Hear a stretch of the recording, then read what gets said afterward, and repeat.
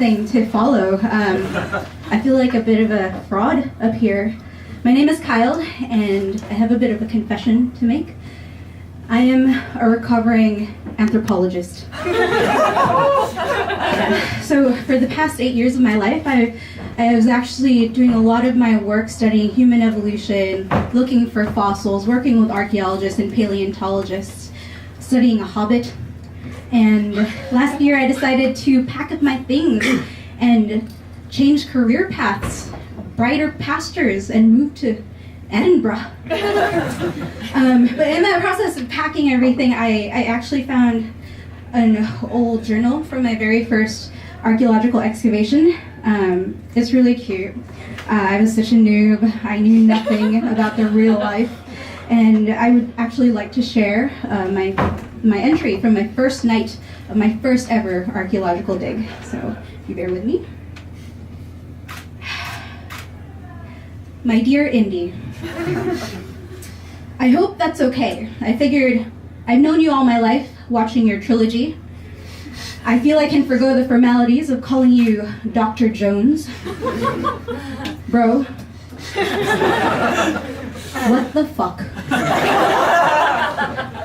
You go around the world discovering perfectly preserved temples, run straight through them without as much as a picture to document your discovery, then run off with the gold as the whole place crumbles to pieces. Yes, that gold idol does belong in a museum, but Jesus H. Christ, what about the temple? Or the damn Holy Grail? You didn't even take notes, man. I get that you have tenure. And fair enough, you had to go kill the Nazis, so time was limited. But what the heck? You made it look so easy. You made it look so exciting. You lied to me, Indy. A hero who turned out to be the worst academic ever. I mean, the lies that my life was built on. Like, I decided to take my first class in archaeology and Egyptology because of the films. I was really excited about it. It looked fantastic. I pursued anthropology and archaeology through my undergrad thinking, oh my gosh, this must be what it was like when you're in the field doing this stuff. And then I get to my first day at an archaeological dig. I remember it really clearly. It was in the middle of Tuscany in the summer, bright, beautiful day, rolling hills. We get off the bus, and our supervisor tells us, go weed. And I don't know if you guys know this, but no one trusts a noob. So I actually had to pay for a summer to learn archaeology. And that included weeding, gardening. I thought my life was a sham. And so there I was. It eventually got better. I took my little meter by meter square and started digging, and I started learning the entire process of taking notes and being a scientist. And week after week, I just kept finding dirt. With my little paintbrush and my little toothpick, more dirt, and occasionally a little worm. While my friends just nearby was finding loads and loads of mosaic tiles and beautiful bronzes, and I was like, what the fuck, I paid so much for this. That wasn't the only lie too, though, because, as you can tell, there is an outfit you have to get. Now, Indiana Jones is such an icon, you can't just go into the field, you have to get the entire outfit. So there I was with my hat, my field clothes, and a whip.